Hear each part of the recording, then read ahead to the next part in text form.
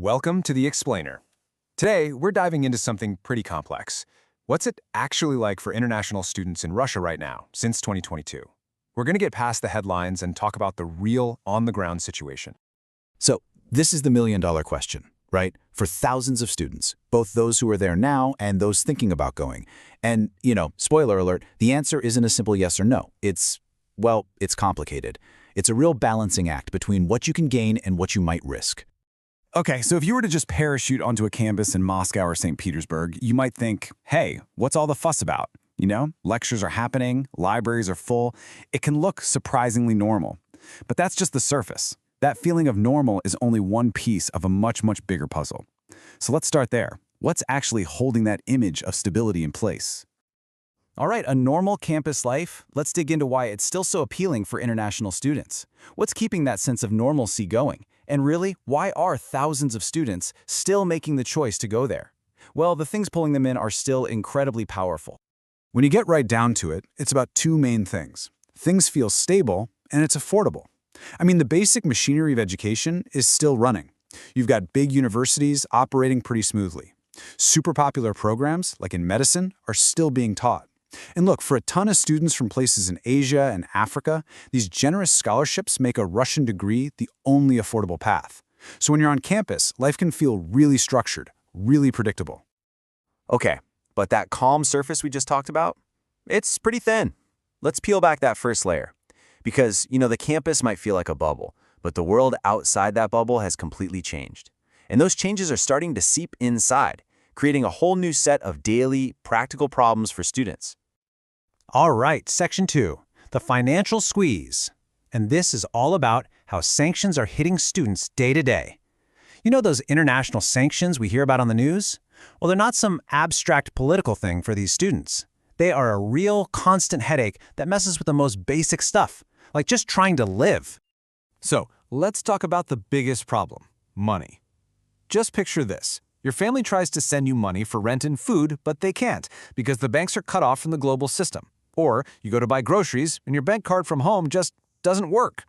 On top of all that, prices for everything are going up because of inflation. So the money you do manage to get your hands on is worth less and less. It's this perfect storm of financial stress.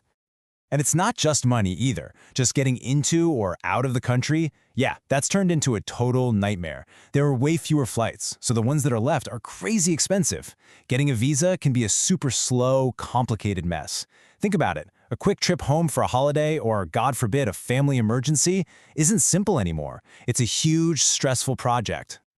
Okay, so we've covered the daily struggles with money and travel. But what about the reason they're there in the first place? The classroom. The whole academic world is shifting, and it's under a lot of pressure. Let's take a look at what's happening to the education itself. And this is a really big one.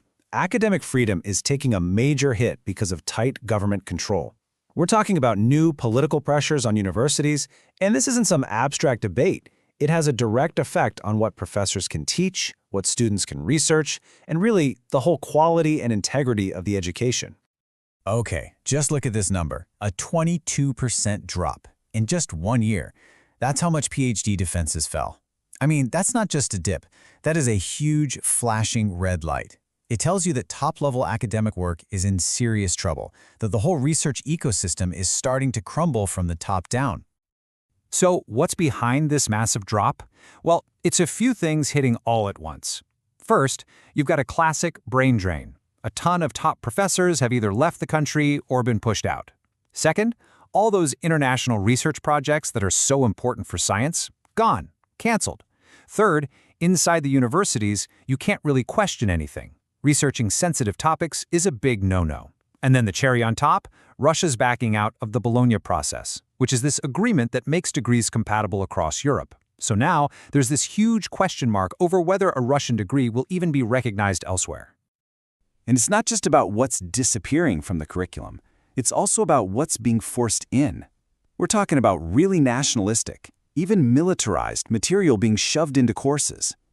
The focus is shifting from teaching students how to think for themselves to teaching them loyalty to the state. Okay, so we've talked about the financial and academic hurdles, but things can get much more serious.